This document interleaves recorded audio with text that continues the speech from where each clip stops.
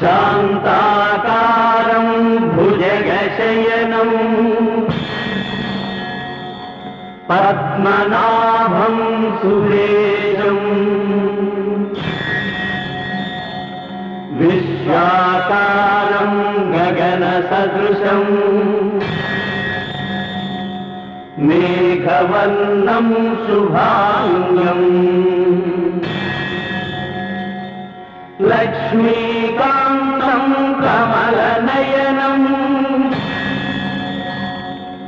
యోగి హృద్యానగమ్యం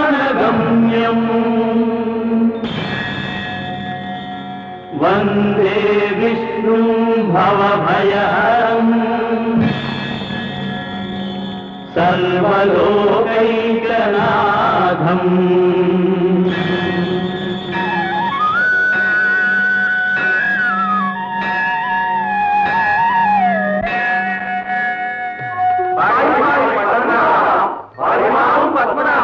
సురప్రముఖులందరూ క్షోభిస్తున్నారు.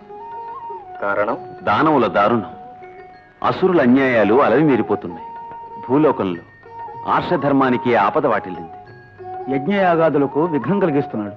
పరమేశ్వర కటాక్షలబ్ధమైన ప్రచండ వరాల వల్ల రావణుడు లోకభీకరుడైనాడు. మానవులను బాధిస్తున్నాడు.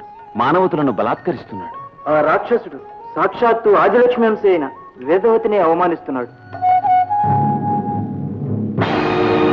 ఓరి దురాత్మ, అన్యకాంతలపై హస్తం మోపితే నీ దశమస్తకాలు సహస్రఖండాలుగాక. నీ స్పర్శ వల్ల ఈ జన్మ కళంకితమైంది. అగ్నిశుద్ధి పొంది వేరొక జన్మ ఎత్తుతాను. అయోనిజ మూర్తినై సన్నుత పుణ్య సంజాతనై నీ పాలిట మృత్యువునై నీ ఇంటనే పునరుద్భవిస్తాను.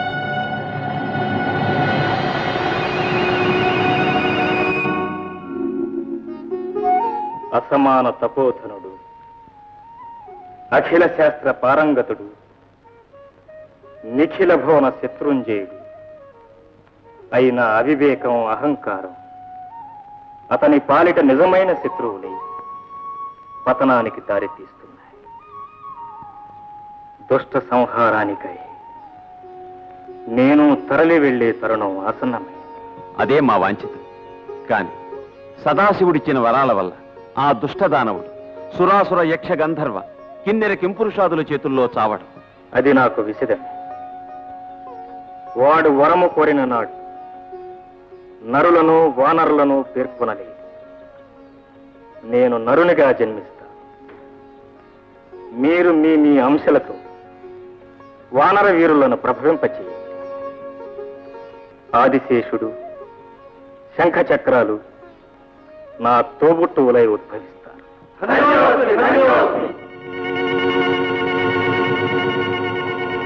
పాండు ఘన తేజ మహిమ రూపొంది సుగ్రీవు రూపాన కోణిలో వెలసే ప్రళయ కాలోగ్ర ప్రభంజనాంశమున హనుమంతుడి ఇలా అవతారమెత్తే గంభీర వారాసి కథి దేవుడైన వరుణాంశ నీలుండు ధరలో జనించే దేవేంద్ర సుతుడైన ధీశాలి వాలితనయుడై అంగదుడు ఘనుడు జన్మించే రావణ వధాత్మై దేవతాగణము తరలని భూమికి వానర సమూహముగా అలశంఖ చక్ర శేషాది సహితముగా విష్ణు ఘన తేజంబు పాయసం వయ్యే ఆది నారాయణుండవనిలో వెలసే ఆత్మజన హృదయాల అమృతము గురిసే. ఓం నిహోదాహో దృఢదనే విధానత్వేషో దేవాన్ సుదక్షాః అగభ్యవ్రత ప్రమగర్వశిష్టః సహస్రం భరశుచే జిహ్వో అగ్నిః.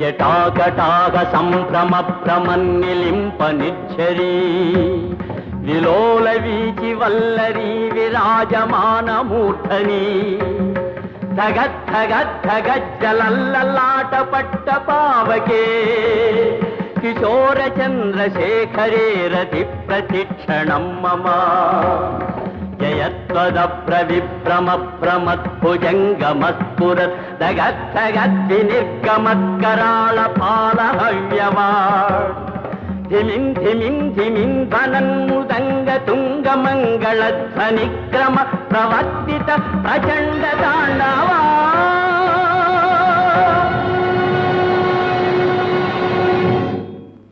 శివా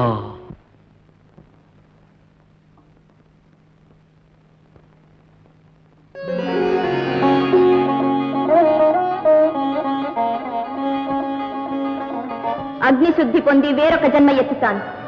అయోనిజ మూర్తినై సన్నుత పుణ్య సంజాతనై నీ పాలిట మృత్యునై నీ ఇంటనే పునరుద్ధవిస్తాను. సువర్ణ ప్రభలు వెదజల్లే ఈ బాల దివ్యాంశ సంభూతురాలుగా తోస్తున్నది. నా కంటికి సాక్షాన్ మహాలక్ష్మి అవతారంగా కనిపిస్తున్నదమ్మా. కారణ జన్మురాలు కాబట్టే అయోనిజగా ఉద్భవించింది. ఎవరైనా సరే ఆ పరమేశ్వర వరప్రసాదంగా ఈ పాపను స్వీకరించి మందోదరి వద్దు, అది వరప్రసాదిని కాదు, అరిష్టదాయి, అశుభ లక్షణం, లంకకే చెట్టు. విభీషణ, తక్షణం ఈ అభిషప్త బాలను సముద్రంలో పారవేయించు. ఓం అర్వాచీసు భగే భవతి దేవందామహే త్వా యథా నః సుభగాసాచి యథా నః సుమనాసాచి ఇంద్రస్యేతాం జగన్నాథు తాం పూషారో యచ్చతు సానః పయస్వతి దుహాముత్తరాముత్తరాం సమా.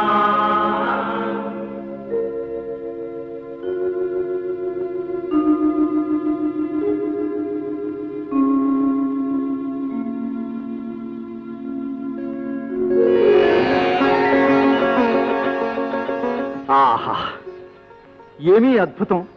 అద్భుతం కాదు జనక రాజేంద్ర, పరమాద్భుతం. ఆ పరమాత్ముని లీల మహాప్రసాదంగా స్వీకరించు. పరాత్పర పరంధామ, నిరుపమానము నీ కృప. సంతతి కోసం ఉద్యమించిన నా సవనం ప్రారంభించక ముందే నన్ను సంకల్పసిద్ధుణ్ణి కావించావు. నీవిచ్చిన ఈ పెన్నితిని నీ సన్నిధిలోనే పెంచుతాను. గురుదేవ శతానంద, ఈ చిన్నారికి నామకరణం సీతా పద్ధతిలో భూతనం నుండి ఉద్భవించింది కావున సీత అని నామకరణం చేద్దాం. సీత జగదేక ప్రపూత, ఈ 7 లోకాలు పూజించేవాని ఇల్లాలు కావాలి. తథాస్తు.